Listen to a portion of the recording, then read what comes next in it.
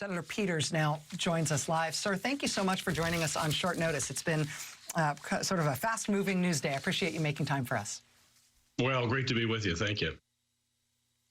Let me first just get your top-line reaction to this nationwide injunction from a federal judge who took on this, who's been hearing this case from 14 states, telling the Postal Service they need to reverse these changes immediately.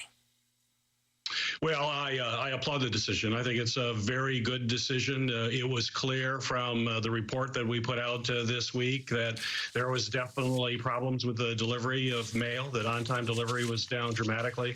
In fact, when you look at when those procedures went in place, during the 5 weeks following that, we found that roughly 350 million pieces of first-class mail were delayed. You saw significant drops of on-time delivery. It's what I was hearing from the men and women who work every day, our mail carriers, our letter carriers, our postal workers who are saying that they are putting policies in place that was slowing down the delivery of mail, and something that they take great pride in and were concerned. And then we looked at the data, and the data was very clear that there was definitely a slowdown, and we still haven't seen a complete recovery despite some statements made by the Postal Service in that they suspended this. But we have to be vigilant. We have to keep an eye on it.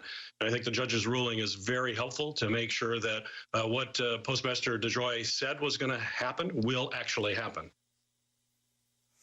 And Senator Peters, I was struck by the parallel in this case and in the judge's ruling about it tonight. Not just that the slowdown, that these changes have effectuated a slowdown, as you described, 350 million pieces of first-class mail slowed down by these processes.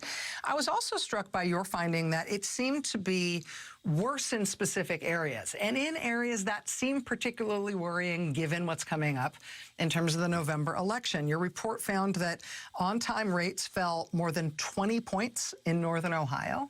Nearly 20 points, 19 points in Detroit, 18 points in central Pennsylvania.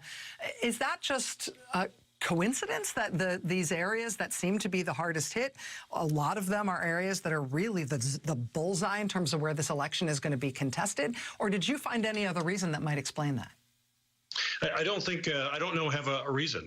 And we were asking that question right from the get-go. As I heard from thousands of people all across Michigan who are saying that they're seeing delays in mail that they'd never experienced before.